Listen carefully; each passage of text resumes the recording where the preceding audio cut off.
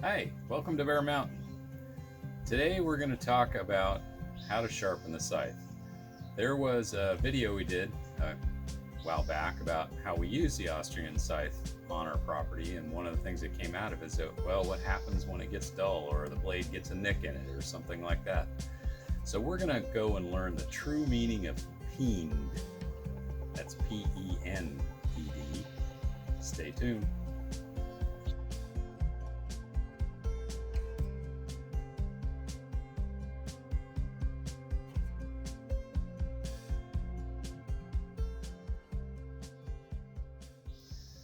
Okay, there's many ways to sharpen the blade in the peening process. We use a jig which has the angles already figured out on it, so it's kind of a little bit of a lack of freehand way of doing it. But there is also what people use is a hammer and a small anvil, and then what they're doing is they're pounding the edge of the scythe blade out. And then interestingly, what happens is when you do that, is that pounding process will lengthen the blade out, but it also, in a sense, hardens the steel a little bit more to hold a sharper edge.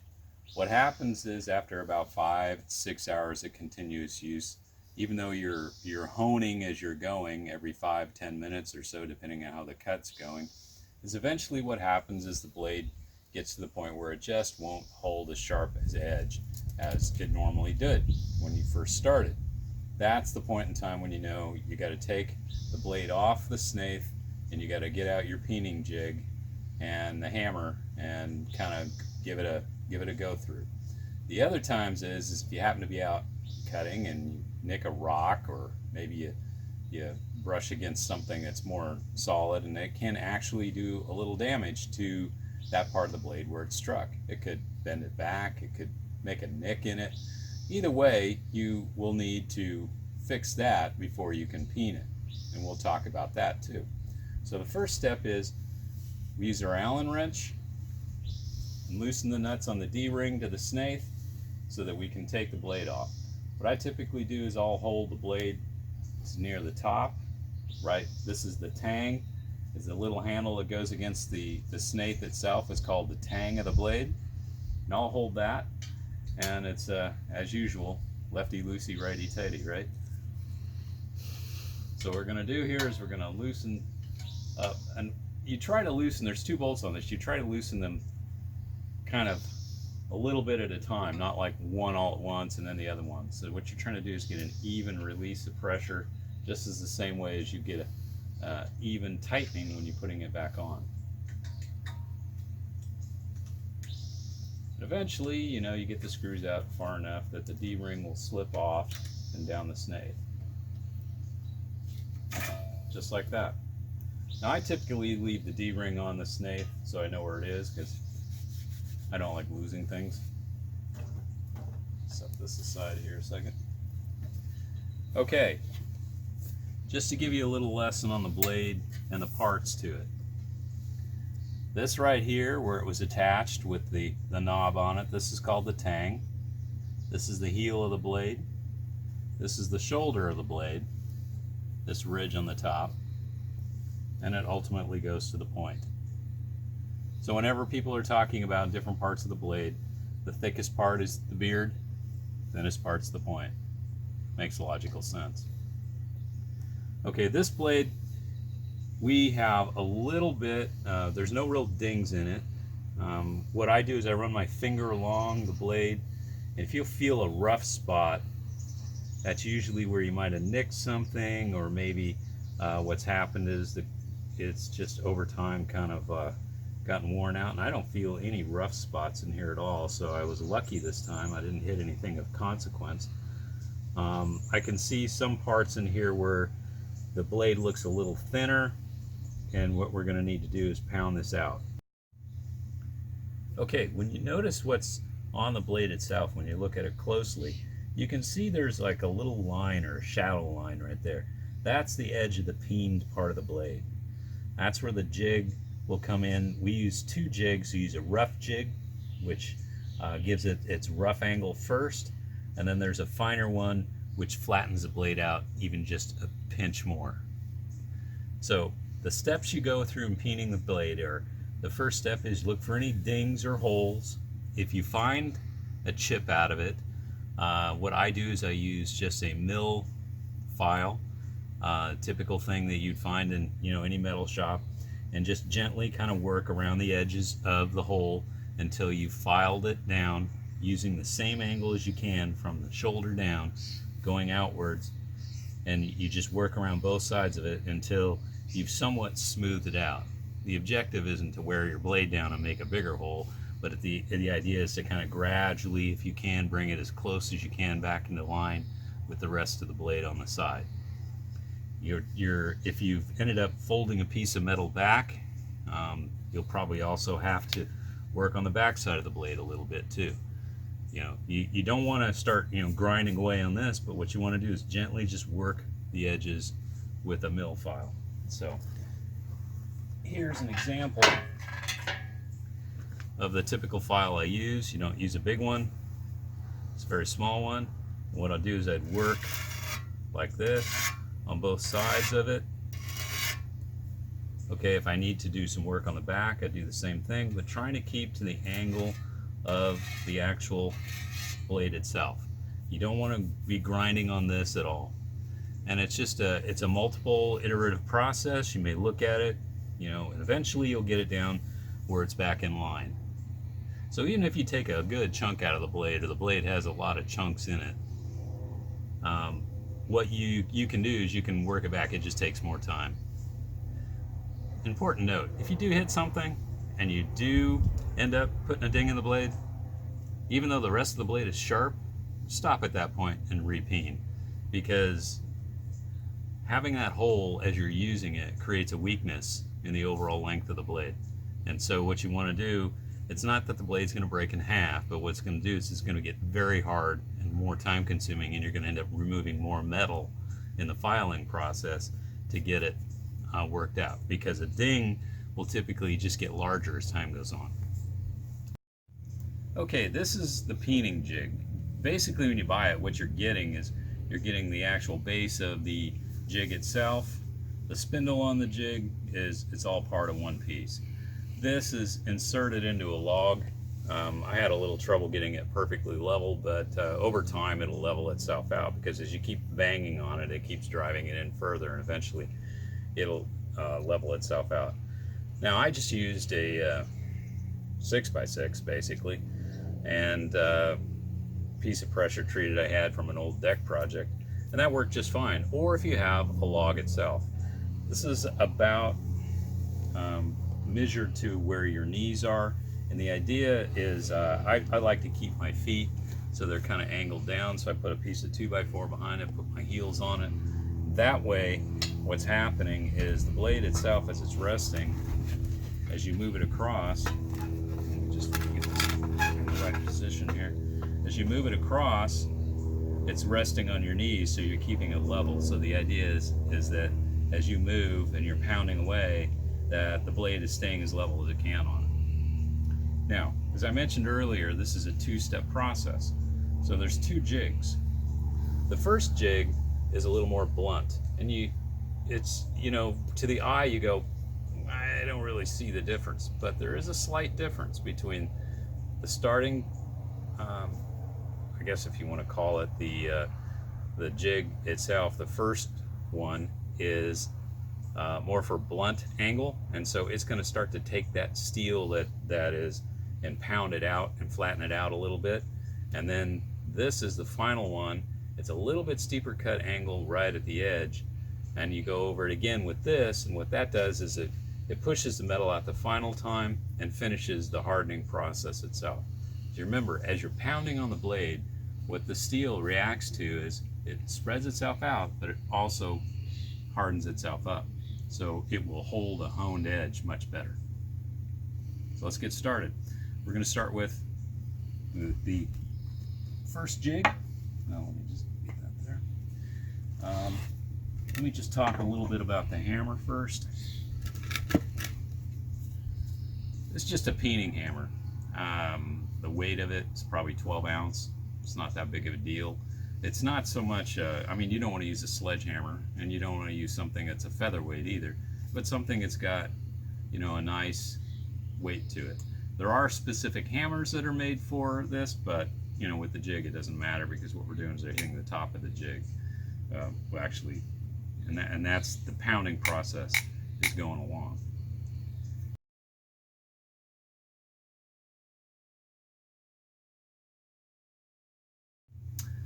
I had my jigs stored in the garage, and evidently some little insect decided he wanted to make a nest in it. It looked like a spider thing, so it ended up causing this thing not to slide over the spindle like it should.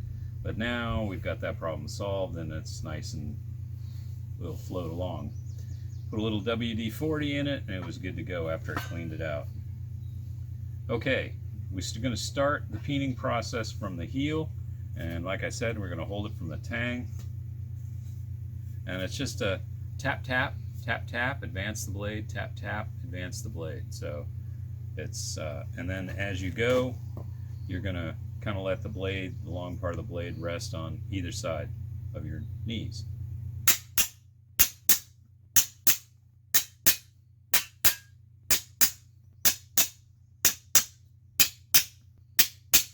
Now what you'll notice is what I'm doing is I'm traveling along the edge of the blade. I'm holding the blade in as tight as I can to the spindle, and then as I tap on the jig, top of the jig itself, that's the process that's pushing the metal out.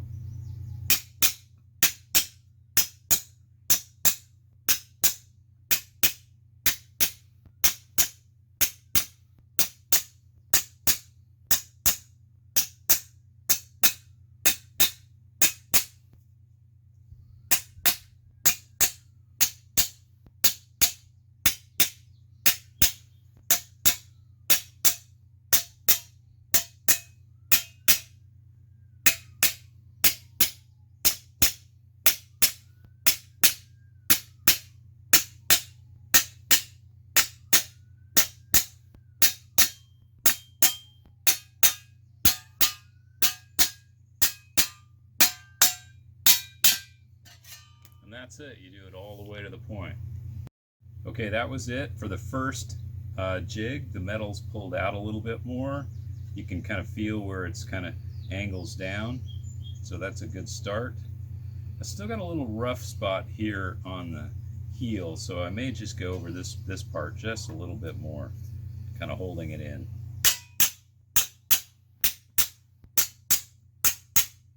You don't necessarily have to go back through the whole blade again. Yeah, see, now I got rid of that, so that's gone.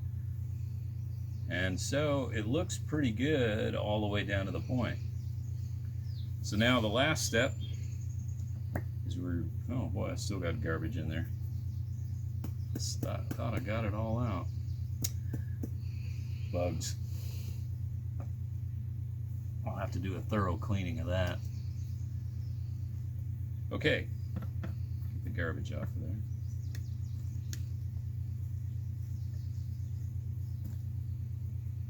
All right, now we're going to put on the final jig, and this is to put the final edge on it. And you start the same process over again, holding it flat, holding the tang, and it's the same idea. Tap, tap, tap, tap.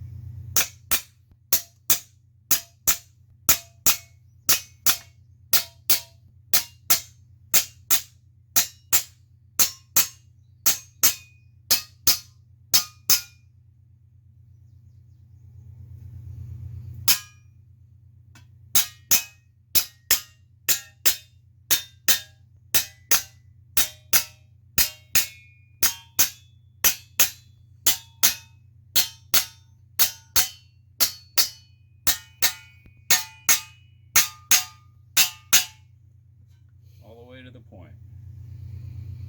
That looks good.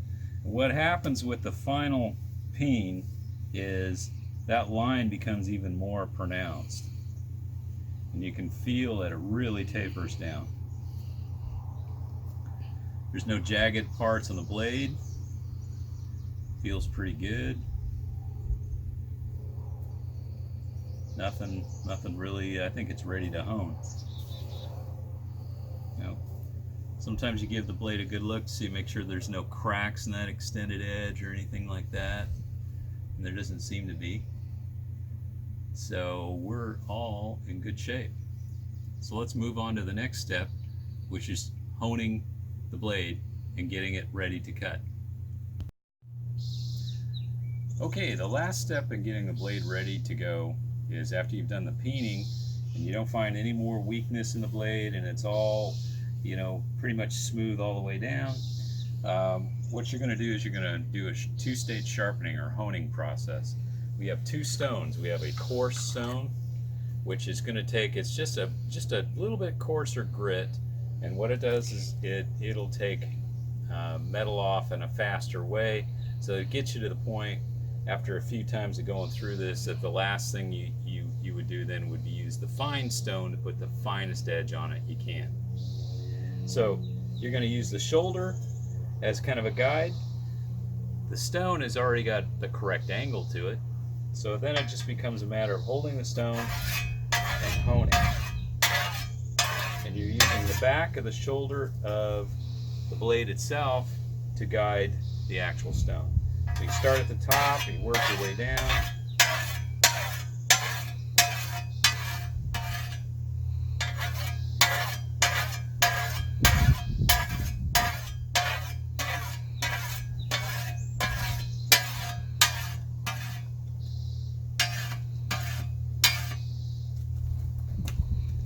My log a little more secure. But you can actually stick the point in any wood, you know, if you had a log out there or something of that nature, you can do that. It's just a matter of just something to hold the blade you can push down on, and then just do this. Now typically we'll do this, just wet the blade again.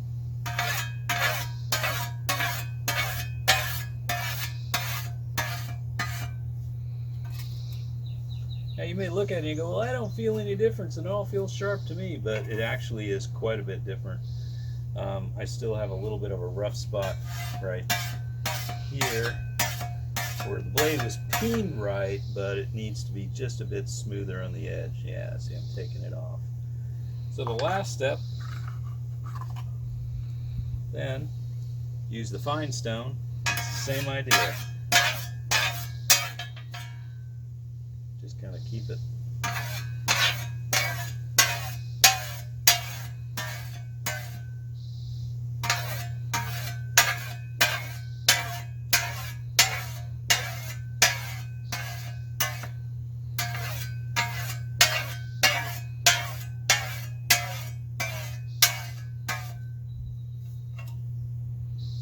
Oh yeah, that is sharp. And that is it. The next step is put it back on the snathe, maybe give it a little bit more honing before you start cutting, and off you can go. So the whole sharpening process, you know, people who are really good at it are really fast, and it doesn't take that long at all to get it done. So that's how you would fix a blade up. The next one we'll show is our brush blade. We're going to do a video on that. This is our ditch blade. This is the one we use for rough cutting grass or small weeds and things of that nature, usually things that are less than 3/8 inch in diameter. So this will slice right through with no problems at all.